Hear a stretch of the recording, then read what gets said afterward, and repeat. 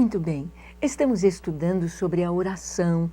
A oração no período da história de Israel, quando o povo retorna do exílio, quando o povo volta. Nós vamos ver a oração dentro do contexto do Antigo Testamento, como era, como o povo foi acostumado a orar. O exemplo que o povo tinha nos seus reis, nos seus profetas, nos seus líderes. Moisés falava face a face com Deus. Moisés subiu o monte, ficou 40 dias em jejum na presença do Senhor. E quando ele desceu, o seu rosto brilhava. A glória de Deus ficou impregnada na pele de Moisés, no corpo de Moisés. Ficou impregnada no seu servo. Nós vamos ver como os profetas oravam, como buscavam ao Senhor e Deus os respondia. Como que eles se prostravam, como se humilhavam diante do Senhor, reconhecendo que somente Deus pode todas as coisas. Como Salomão, como Davi, oravam com contrição. Salomão podia ver o seu pai tendo um relacionamento com Deus tão íntimo, tão perto, de adoração, de oração, de contrição, de certeza da presença de Deus no seu viver. Vamos ver então, quando Elias esteve ali no Monte Carmelo, quando Elias fez aquele desafio aos profetas de Baal e quando precisava vir a chuva em resposta às suas orações. Em 1 Reis 18, 42 está escrito: Subiu Acabe a beber e a comer, mas Elias subiu ao cume do Carmelo e, inclinando-se por terra, meteu o rosto entre os joelhos. Vemos aqui que Elias fala com o rei Acabe que ele pode seguir o seu caminho, que ele pode comer e beber, se preparar para a viagem, enquanto ele vai lutar em oração. Elias já tinha desafiado os profetas, já tinha matado os profetas de Baal, já tinha clamado a Deus para que o fogo viesse, e o fogo veio e consumiu aquele holocausto que estava sobre o altar. O fogo de Deus veio sobre aquele altar de pedras que estava molhado com água, estava encharcado de água. E nós sabemos que a carne, que as pedras, que a madeira que está molhada, é muito difícil pegar fogo. Mas o fogo queimou todo o holocausto, toda a oferta, lambeu as pedras, lambeu o rego de água ao redor. O fogo de Deus, este fogo que arde, que limpa, este fogo que purifica, que refina o ouro. E Elias então disse para o rei: come e bebe. Subiu Acabe para comer e beber, para prosseguir a viagem. Mas o profeta não tinha terminado a sua tarefa. Era necessário gerar a chuva. Muitas vezes pensamos que Elias, naqueles 3 anos e meio, enquanto não chovia, pensamos que ele ficou de braços cruzados ali junto ao ribeiro de Querite, ou lá junto à viúva de Sarepta, lá em Tiro, em Sidom, mas ele não ficou de braços cruzados. Em Tiago, capítulo 5, verso 17, diz: Elias era um homem sujeito às mesmas paixões que nós, e orou com instância para que não chovesse, e por 3 anos e meio não choveu. Elias segurou aqueles 3 anos e meio todos os dias com oração. Agora precisava gerar a chuva.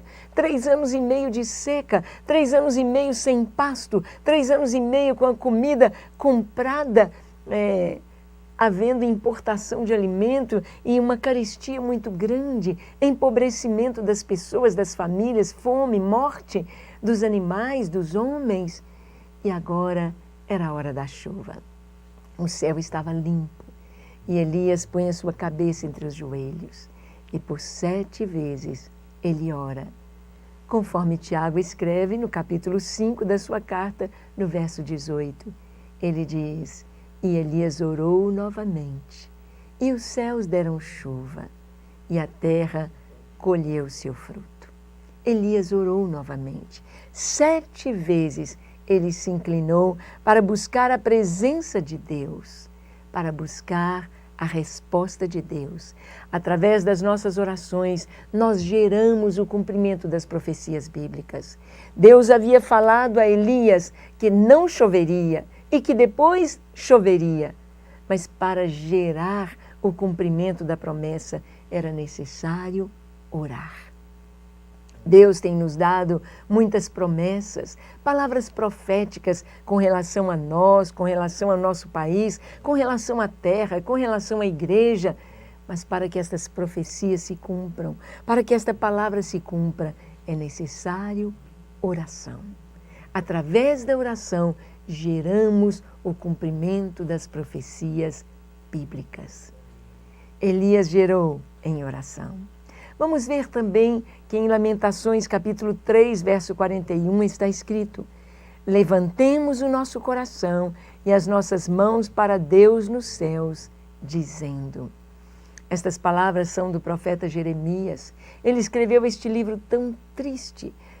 Nestes capítulos, poucos capítulos, ele escreve sobre o cerco de Jerusalém, o sofrimento do povo dentro dos muros pela fome.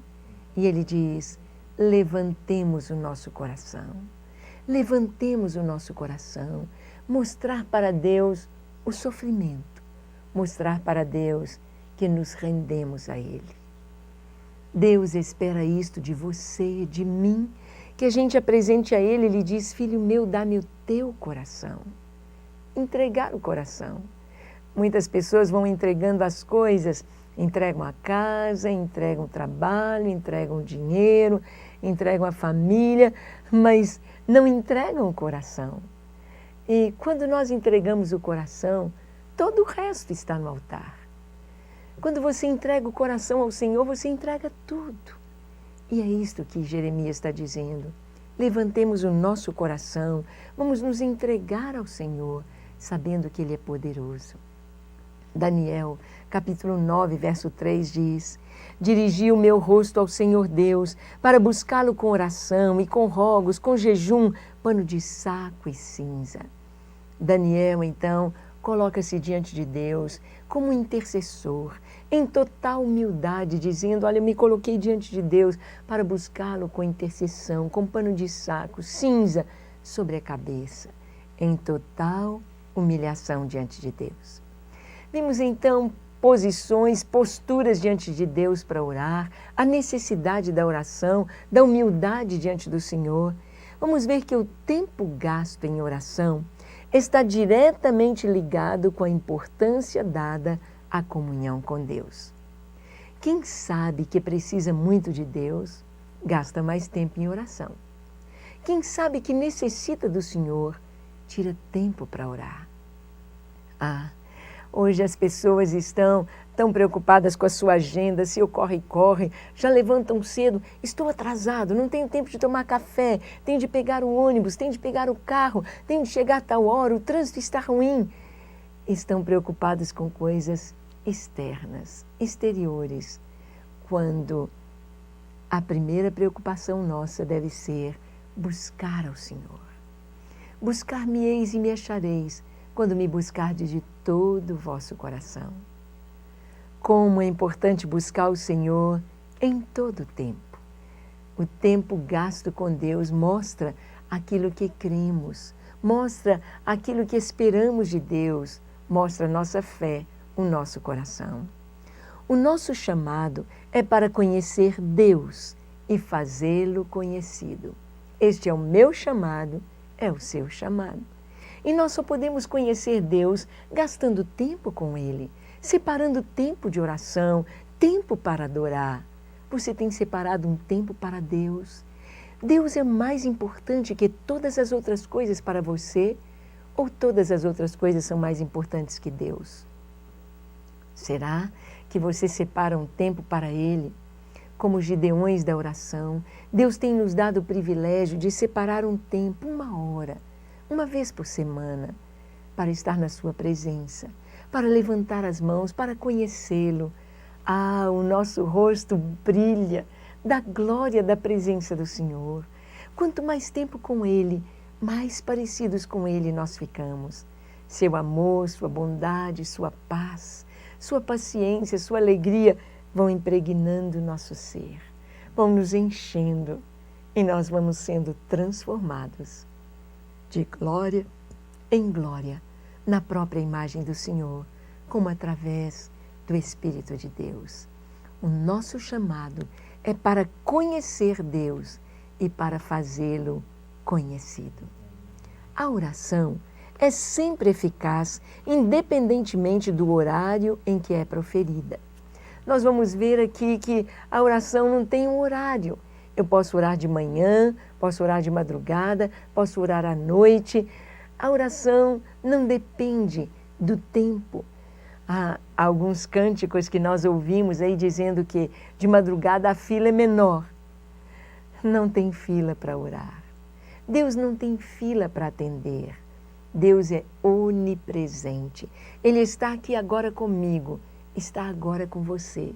Está agora lá no Japão, está agora nos Estados Unidos, na Antártida, na Groenlândia, na Sibéria, no Japão, no Haiti.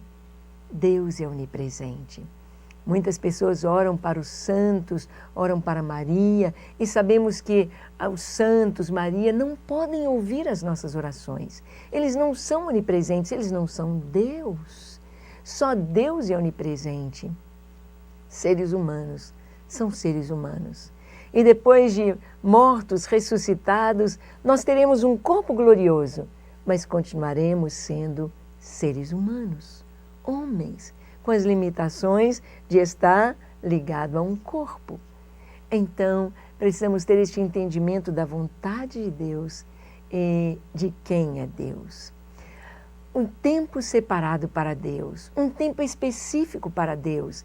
Este tempo que gastamos com o Senhor mostra o nosso próprio coração. A oração é sempre eficaz, independentemente do horário em que é proferida. Nós precisamos buscar ao Senhor em todo o tempo.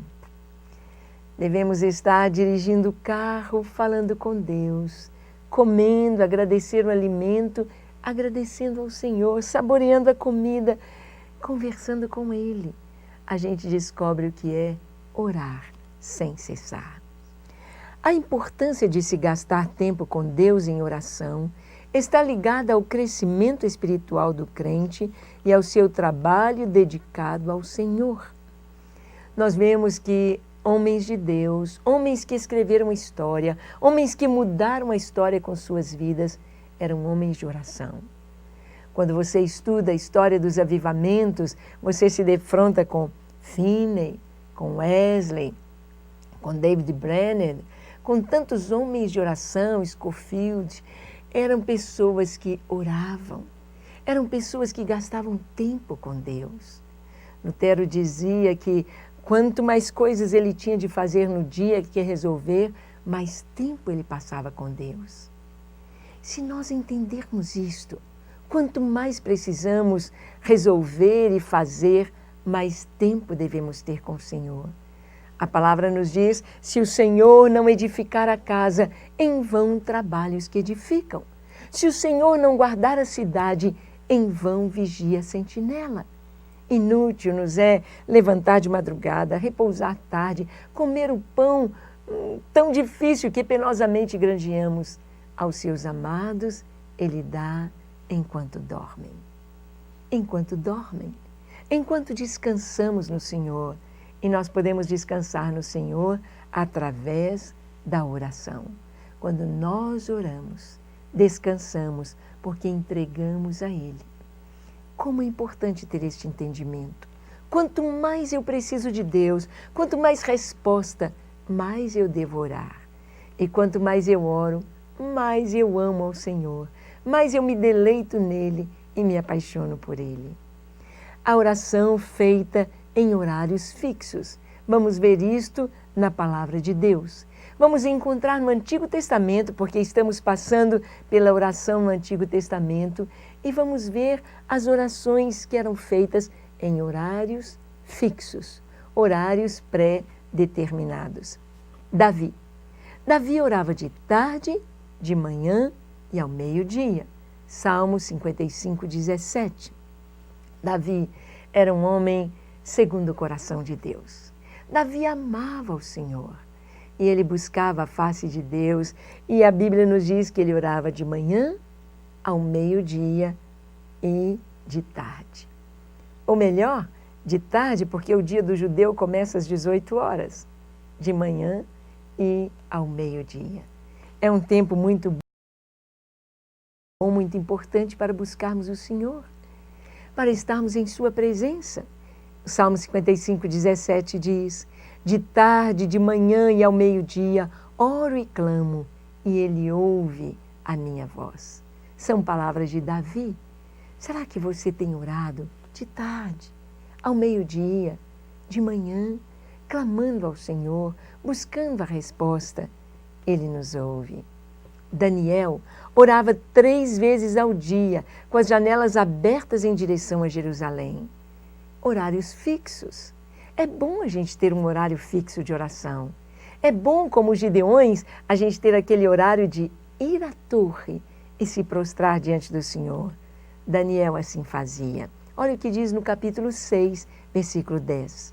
Ora, quando Daniel soube que a escritura estava assinada, entrou em sua casa, no seu quarto de cima, onde estavam abertas as janelas para o lado de Jerusalém, e 3 vezes ao dia se punha de joelhos, orava e dava graças diante do seu Deus, como também antes costumava fazer. Daniel sabia que ele estava correndo risco de vida. Daniel sabia que ele estava desobedecendo uma ordem do rei, mas ele não poderia deixar de orar ao seu Deus. Daniel estava acostumado a buscar o Senhor e ele não deixaria de buscar a Deus por nada. Ele amava o Senhor. Deus era mais importante que tudo, que a sua própria vida. E ele foi lançado na cova dos leões. E os leões vieram, mas não devoraram Daniel. Ele passou a noite no meio dos leões. Eu creio que em comunhão com Deus, em oração, quem sabe ele dormiu recostado sobre os leões, tendo a sua juba como um gostoso travesseiro.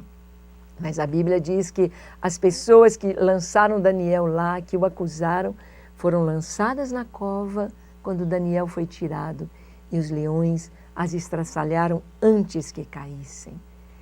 Deus é Deus. No período pós-exílico, encontramos orações no ritual do templo, orações na simplicidade das reuniões da sinagoga, orações na espontaneidade da devoção pessoal.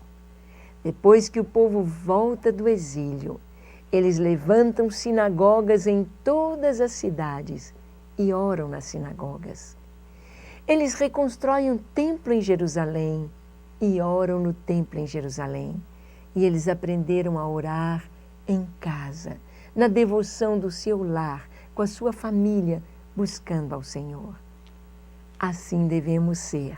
Ter um momento com Deus em casa, na igreja e também nas reuniões onde estivermos, nos lares, por onde formos. É impossível sistematizar a oração de modo completo. Não tem jeito de dizer, tem de orar assim, assim, assim.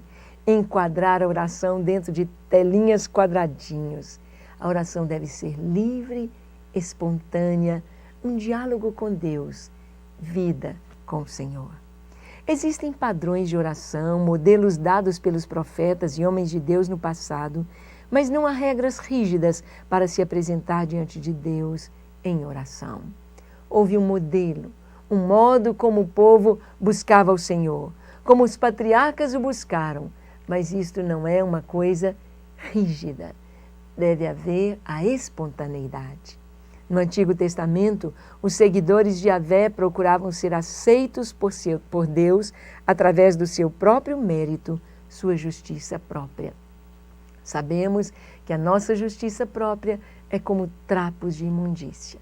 Não agradaremos o Senhor como somos, como estamos. Nós vamos a Deus em nome de Jesus, pelos méritos de Jesus, com o coração contrito e quebrantado, sabendo que assim como no passado Deus ouvia as orações, hoje também Ele ouve as nossas orações. Que Ele te abençoe ricamente. Amém.